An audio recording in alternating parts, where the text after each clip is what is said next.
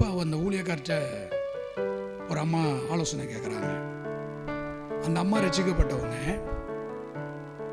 அந்த வீட்டுக்காரர் ரட்சிக்கப்படாதவங்க. அப்போ அந்த கூட்டத்தில், ஐயா என் வீட்டுக்காரருடைய ரட்சிப்புக்காக 10 வருஷம் ஜெபம் பண்ணிட்டேன், என் வீட்டுக்காரர் இன்னும் ரட்சிக்கப்படல. எத்தனை வருஷம் ஜெபம்? 10 வருஷம் ஜெபம் பண்ணிட்டேன். இப்போ எனக்கு என்ன சந்தேகம் வந்துருச்சுன்னா, 10 வருஷம் ஜெபம் பண்ணி கர்த்தர் கேட்கல. கேட்டிருந்தா என்ன பண்ணிருப்பாரு? ரட்சித்திருப்பார்ல. இப்போ நான் ஜெபிக்கட்டுமா வேண்டாமா?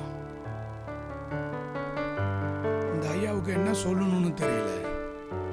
சொன்னாராம், அம்மா 10 வருஷம் ஜெபம் பண்ணிட்டீங்கல்ல, இன்னும் ஒரு வருஷம் ஜெபம் பண்ணி பாருங்க. எப்படிங்க? இன்னும் ஒரு வருஷம் ஜெபம் பண்ணி பாருங்க அப்படின்னு சொல்லிட்டு இந்த ஐயா போயிட்டாராம். கவனிங்க. சரி, இந்த ஐயா சொல்லிட்டாரேன்னு இந்த அம்மா ஜெபம் பண்ணியிருக்காங்க. அடுத்த 6வது மாசத்துல அந்த வீட்டுக்காரர் ரட்சிக்கப்பட்டுட்டார். சில காரியத்துக்கு, சிலருடைய ரட்சிப்புக்கு 10 வருஷம் 6 மாசம் ஜெபிச்சா தான் என்ன வந்துருக்குது. லட்சக்கணக்கில் கடன் வாங்கி வச்சிருக்கோமே, எவ்வளவு ஜெபம் பண்ணணும்? ஊருப்பட்ட பேய் வீட்டுக்குள்ள உட்காந்துக்கிட்டு இருக்க, எவ்வளவு ஜெபம் பண்ணணும்? சில பேய்க்கெல்லாம் ஒரு நாள் ஜெபம் பத்தாது. ஆனா நம்ம என்ன தெரியுமா இருப்போம்?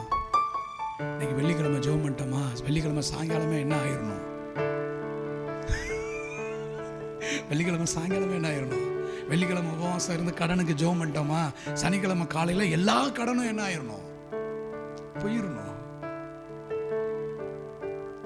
சில காரியத்துக்கு சில வருடங்கள் ஜெபிச்சு தான் ஆகணும், போராடி தான் ஆகணும், உபவாசித்து தான் ஆகணும், யுத்தம் பண்ணித்தான் ஆகணும். ஆமேன் சொல்லுங்க.